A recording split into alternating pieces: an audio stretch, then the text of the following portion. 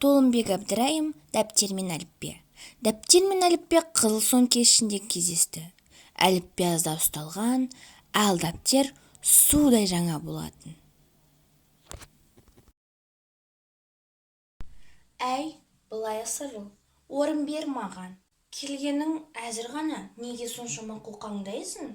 Қайтеді мынауын, мен саған былай асырыл деп мәдениетті сөйлеп тұрсам, мәз саған, әнен қара, ойбай ай шегім-ай.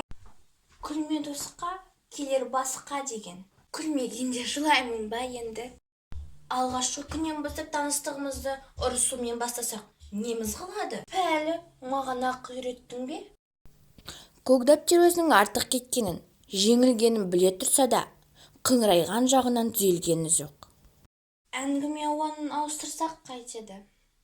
Ай, осы жарық дүниеде өмір сүріп жатқаныңа неше жыл болды? Сөмке деме, жарық дүниеде өмір сүріп жатқаныма 4 жыл. Өзім де солай топшылап едім. Қартайған екенсің, дәл осы сөзің мазақ. Жарайды, ал осы өмірде не түйіндің деп сұрақ қойды дәптер. 42 әріп бар. Не бір түрлі ғұламада, ғылымда, ақында, тіпті біздің елбасы да менен білім алып сауатын ашқан. Маған да жазулар түседі. Ол білім нәрі деп емес деп кім айтты? Дауым жоқ оған. Бірақ айналып келгенде де екеуміз адам затына қызмет етеміз. Әр қайсымыздың өзіміздің орнымыз бар.